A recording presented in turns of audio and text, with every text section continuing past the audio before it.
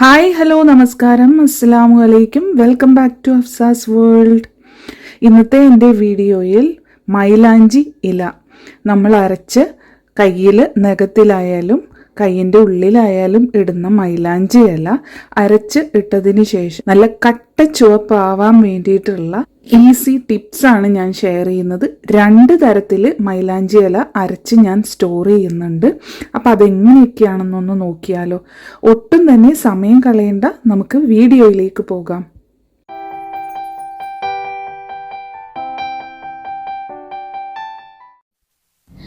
If you are watching our video for the first time, please subscribe our channel and hit the bell button to enable it.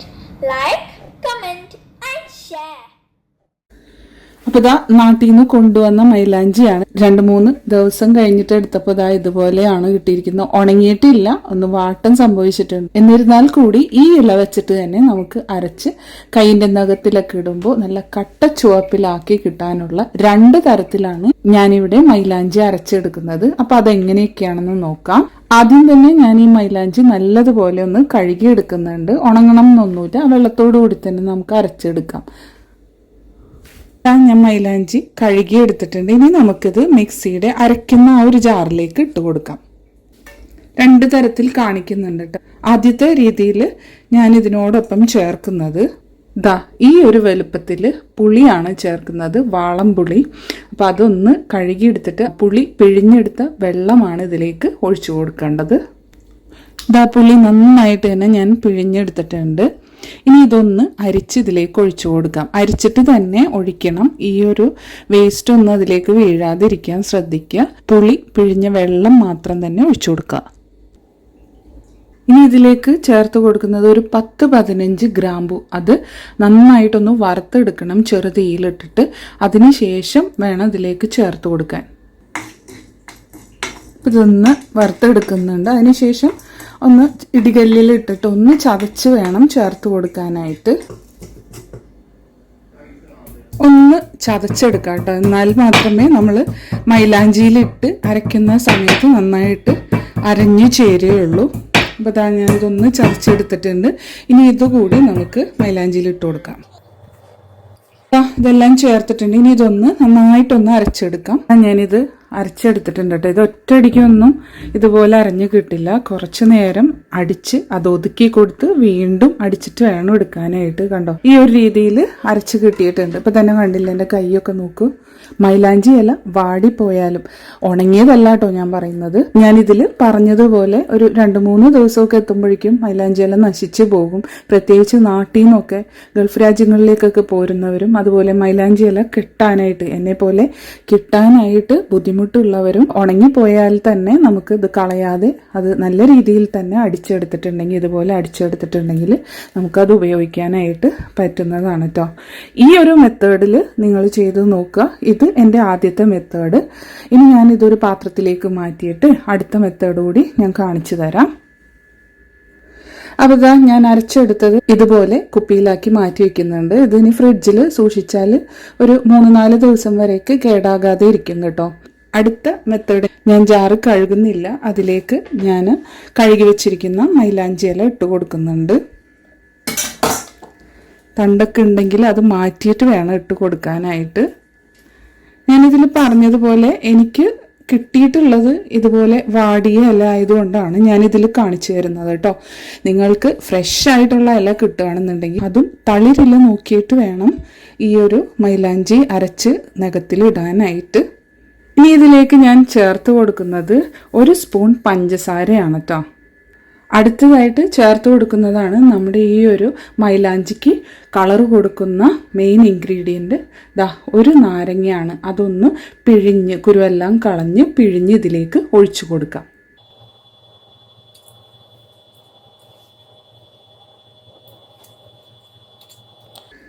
അപ്പോൾ നാരങ്ങ പിഴിഞ്ഞൊഴിച്ചിട്ടുണ്ട്. ഇനി നമുക്കിത് നന്നായിട്ടൊന്ന് അരച്ചെടുക്കാം. ഇതും ഞാൻ നന്നായിട്ട് അരച്ചെടുത്തിട്ടുണ്ട് കേട്ടോ. ഇതും 2-3 പ്രാവശ്യമായിട്ട് ഒതുക്കിയൊക്കെ കൊടുത്തിട്ട് വേണം ഇതുപോലെ നല്ല ഫൈൻ പേസ്റ്റായിട്ട് അരച്ചെടുക്കാൻ. നമ്മൾ സാധാരണ അമ്മിക്കല്ലിലൊക്കെ വെച്ചാണ് അരച്ച് നമ്മൾ മൈലാഞ്ചി നഖത്തിൽ ഇടാറ്. ഇനി നമുക്ക് ഇതും ഒരു കുപ്പിയിൽ നമുക്ക് ആക്കി വെക്കാം. ഇതൊരു 3 ദിവസമൊക്കെ കേടാവാതെ ഇരിക്കും. അതിന് ശേഷം ഇട്ട് കഴിഞ്ഞാൽ കേടായില്ല എന്ന് നമുക്ക് തോന്നുമെങ്കിലും കളറ് കിട്ടത്തില്ല കേട്ടോ. അപ്പോൾ രണ്ടാമത് അരച്ച ആ ഒരു മൈലാഞ്ചിയും ഞാനൊരു വേറൊരു കുപ്പിയിലേക്ക് ആക്കി മാറ്റി വെച്ചിട്ടുണ്ട്. നിങ്ങൾ അരയ്ക്കുന്ന സമയത്ത് ശ്രദ്ധിക്കേണ്ട ഒരു കാര്യം, നന്നായിട്ട് ചുമക്കണം എന്നുണ്ടെങ്കിൽ ഇല മൈലാഞ്ചി നല്ലതുപോലെ ഇലയൊന്നുമില്ലാതെ നല്ല ഫൈൻ പേസ്റ്റായിട്ട് തന്നെ അരഞ്ഞ് കിട്ടണം. എന്നാൽ മാത്രമേ അതിൻ്റെ ആ ഒരു മുഴുവൻ ചുവപ്പും ആ ഒരു മൈലാഞ്ചിയിൽ കിട്ടത്തുള്ളൂ. നഖത്തിനായാലും കളർ കിട്ടത്തുള്ളൂ. പിന്നെ ഈ ഒരു പൊടിക്കൈയൊക്കെ ചെയ്യുന്നത് മൂലം അതിൻ്റെ കളറ് കൂടുക തന്നെ ചെയ്യും. പിന്നെ നമ്മളിതിൽ തേയിലയോ കാപ്പിപ്പൊടിയോ ഒന്നും ചേർക്കാത്തത് കൊണ്ട് തന്നെ അതിൻ്റെ കറ നഖത്തിൽ പിടിക്കുകയോ അല്ലെങ്കിൽ ഒലു ചേരില്ല എന്നുള്ള ആ ഒരു വാദമൊക്കെ നമുക്ക് തള്ളിക്കളയാവുന്നതാണ്. ഇത് വെള്ളം ചേരുന്ന ഒന്ന് തന്നെയാണ്. ഇതാ കണ്ടില്ലേ, വാടിയ മൈലാഞ്ചിയാണ് ഞാൻ അരച്ചെടുത്തത്. ഇതാ ചുമന്നത് കണ്ടില്ലേ, ഒരു കുറച്ച് നേരത്തെ ആ ഒരു സെക്കൻഡുകൾ മാത്രമേ ഉള്ളൂ ഞാൻ അതിൽ ഒന്ന് ഒതുക്കി കൊടുത്തത് മാത്രമേ ഉള്ളൂ. നന്നായിട്ട് തന്നെ ചുമന്ന് കിട്ടിയിട്ടുണ്ട്. ഇനി ഞാനിത് കഴുകിയിട്ട് കൈയിൻ്റെ നഖത്തിലൊക്കെ ഒന്ന് ഇട്ട് കാണിച്ചു തരാം. വാടിയ മൈലാഞ്ചിയാണെന്ന് വിചാരിച്ചിട്ട് പ്രത്യേകിച്ച് റിസൾട്ട് ഒന്നും കിട്ടാൻ പോകുന്നില്ല എന്നൊന്നും കരുതല്ല കേട്ടോ. കാരണം ഞാൻ ഈ വീഡിയോയുടെ അവസാനം ഇതിൻ്റെ റിസൾട്ട് കാണിക്കുന്നുണ്ട്. അപ്പോൾ വീഡിയോ മുഴുവനായിട്ടൊന്ന് കണ്ടു നോക്കുക, സ്കിപ്പ് ചെയ്യാതെ തന്നെ കാണുക കേട്ടോ. ഒറ്റ പ്രാവശ്യം ഇട്ടതുകൊണ്ട് കൈ നന്നായിട്ട് ചുമന്നൊന്നും വരത്തില്ല. കുറച്ച് തവണ ഇട്ട് നോക്കണം. ഒരു 3-4 തവണയെങ്കിലും നമ്മൾ ഇട്ട് നോക്കണം. എന്നാൽ മാത്രമേ മൈലാഞ്ചി ചുവന്ന് കിട്ടുകയുള്ളൂ. പിന്നെ ശ്രദ്ധിക്കേണ്ടത്, രാത്രിയിൽ മൈലാഞ്ചി ഇടാനായിട്ട് ശ്രദ്ധിക്കുക. രാത്രി മൈലാഞ്ചി എന്നൊക്കെ പറഞ്ഞിട്ട് ഉണ്ടാവും. അപ്പോൾ മിക്ക മൈലാഞ്ചികളും രാത്രിയിൽ ഇടുന്ന മൈലാഞ്ചിയാണ് കേട്ടോ. അപ്പോൾ എൻ്റെ നഖത്തിൽ നേരത്തെ ഇട്ടത് വളരെ ലൈറ്റ് കളറായിട്ടാണ് ഉള്ളത്. അപ്പോൾ ഇതിൻ്റെ മേലെയാണ് ഞാൻ ഇട്ട് കാണിക്കുന്നത് കേട്ടോ. ഞാനിപ്പോൾ 2 കൈകളിലായിട്ടും ഈ 2 മെത്തേഡിൽ ഞാൻ ഉണ്ടാക്കിയ മൈലാഞ്ചികളാണ് ഇട്ട് കൊടുക്കുന്നത്. ആദ്യത്തെ ആ ഒരു മെത്തേഡിൽ ഉണ്ടാക്കിയ മൈലാഞ്ചി ആദ്യം ഇടുന്നുണ്ട്. അപ്പോൾ ഒരു കയ്യിൽ ഇതിട്ട് കൊടുത്തിട്ടുണ്ട്. അടുത്ത കയ്യിൽ ഞാൻ രണ്ടാമത്തെ ആ ഒരു മെത്തേഡ് വെച്ചിട്ട് ചെയ്തത് ഇട്ട് കൊടുക്കുന്നുണ്ട്. 2 കൈയിലും ഞാൻ ഇട്ട് വെച്ചിട്ടുണ്ട്. ഇനി ഇത് നല്ലതുപോലെ ഉണങ്ങുന്നത് വരെ വെയിറ്റ് ചെയ്യാം. അതിനുശേഷം നന്നായിട്ട് ഡ്രൈ ആയിട്ട് വരുന്നതിന് മുമ്പായിട്ട് തന്നെ കുറച്ച് നാരങ്ങ നീര് കൂടി ഇറ്റിച്ച് കൊടുക്കണം. എന്നാൽ മാത്രമേ നമുക്ക് അത് നല്ലൊരു കളറിൽ നമുക്ക് കിട്ടത്തുള്ളൂ. അപ്പോൾ ഞാൻ ഒരു പ്രാവശ്യം ഇട്ടതിന് ശേഷം ഞാനത് മാറ്റി കാണിക്കുന്നുണ്ട്. അപ്പോൾ ഇടുന്ന സമയത്ത് ശ്രദ്ധിക്കുക. ഇത് കണ്ടില്ലേ, നന്നായിട്ട് തന്നെ ഡ്രൈ ആയതിന് ശേഷമാണ് ഞാനിത് പൊളിച്ച് കളയുന്നത് കേട്ടോ. ഒറ്റ തവണ ഇട്ടപ്പോൾ ഇങ്ങനെയാണ് കാണുന്നത്, കണ്ടില്ലേ. ആ ഒരു അറ്റത്തായിട്ട് കുറച്ച് മൈലാഞ്ചി ഞാൻ ഓൾറെഡി ഇട്ടിട്ടുള്ള സമയത്താണ് ഞാനിത് ഇട്ടത്. അതുകൊണ്ട് തന്നെ ആ ഒരു ഭാഗം കുറച്ചുകൂടി ഡാർക്കായിട്ടുണ്ട്. താഴേക്ക് നോക്കൂ, ഒന്ന് ചുമന്ന് വന്നിട്ടേ ഉള്ളൂ. ഇത് നമ്മൾ ഉദ്ദേശിക്കുന്ന കളറായിട്ടില്ല. മാത്രമല്ല, ഇല മൈലാഞ്ചി ഇടുമ്പോൾ എല്ലാവർക്കും അറിയാം, ഒറ്റ പ്രാവശ്യം ഇടുമ്പോൾ ഒന്നും നന്നായിട്ട് കട്ട ചുവപ്പ് ആവത്തില്ല. ഒരു 3-4 പ്രാവശ്യം തന്നെ ഇട്ടാൽ മാത്രമേ നമ്മൾ ഉദ്ദേശിക്കുന്ന കളറ് കിട്ടത്തുള്ളൂ.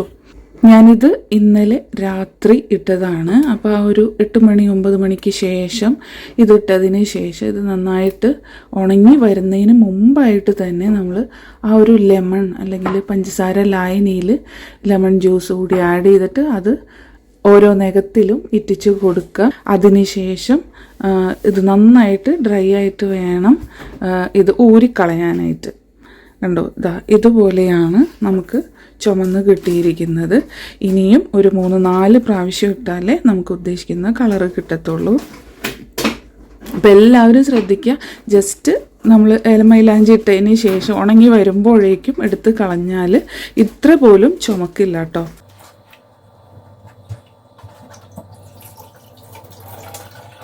അങ്ങനെ ഒരു 4-5 പ്രാവശ്യം ഞാൻ മൈലാഞ്ചി നഖത്തിലിട്ടിട്ടുണ്ടായിരുന്നു. അപ്പോൾ ഇതൊന്ന് ഡ്രൈ ആയിട്ടുണ്ട്. നമുക്കിതൊന്ന് ഊരി നോക്കാം.